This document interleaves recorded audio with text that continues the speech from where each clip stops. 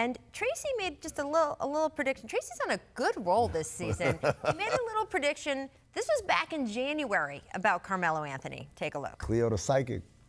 But I look at a team like Portland Trailblazers with McCollum and Dame Lillard. These guys have been pretty much just treading water over the last few years. I think if you put a guy like Carmelo Anthony coming off of their bench and providing offense, Melo can get you 16 to 20 points. Would you like to know why this show was built around Tracy McGrady? That's why. Spot on, as usual. Blazers officially signing Melo to a one-year, $2.16 million contract this morning. It will become fully guaranteed if Anthony isn't waived by 5 o'clock Eastern on January 7th. On Monday, Melo posted a video on his YouTube page sharing his thoughts. So I always kept my eye on Portland. It just didn't work out at other times, but now it seems like it's a perfect opportunity. What happened before is the past. I can't dwell on that. I learned from that. This happened at a point in time in my life where I do have a lot of clarity and understanding of different situations and just life, and my approach is totally different. You working out? His approach is totally different, he says. He's been activated, expected to play tonight versus the Pelicans. The new number, by the way, he will wear 00. Had a long explanation on his Instagram about the beginning and end and universality of that number, so you can look at that. Other news, though, Portland, Damian Lillard will not play tonight. He is out with back spasms.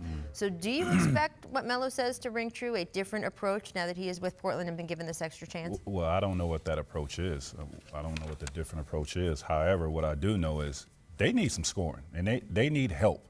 They're struggling right now, 5-9. And it seems to me they made it to the Western Conference Finals last year, and it seems that they reached their ceiling with these two guys.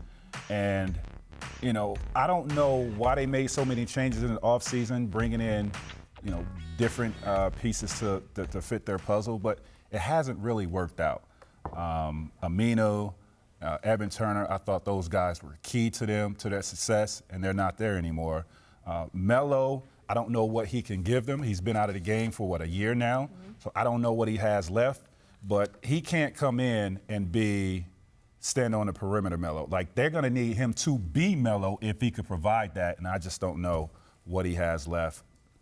Yeah, I think the big problem is there's two things. One is the Blazers yes, they do need extra scoring, but they have bigger problems than that. So it would be like if I broke my ankle and then I also had a cough. You say, wait, I got you. Here's some cough medicine.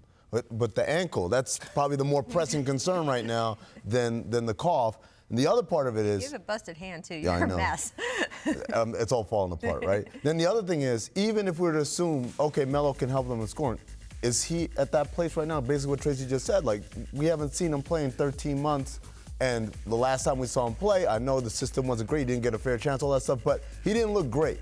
So is this enough? And then there's a third component I think we're going to talk about in a little bit, which is, what do the Blazers really need? Well, I assume when he says change my approach, he's talking about the kind of shots he's going to take on offense. I actually don't think he got enough credit in Oklahoma City. He played like Team USA Melo in Oklahoma City. He took 5 catch-and-shoot threes a game, only 1 pull-up three, by far a career high. He played offense the way that everyone had been asking him to play in his twilight.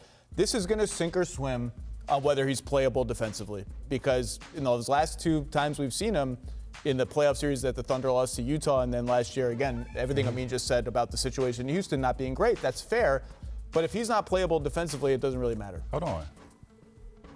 They're a horrible defensive team without him. So why would it matter? Make it worse. You don't want to make it worse. I mean, hey, at least you could get some scoring. They could look. There's clearly a role for him there. I'm just all of this hubbub is not going to mean anything if he goes out there and he can't do anything on defense. To me, that's the big thing. The Blazers have huge problems. They have a lack of depth at big after Zach Collins goes down. They're terrible defensively. They're off one of the worst defensive rebounding teams in the league. These are all super concerns right now. And you say, oh, we'll get you Carmelo Anthony.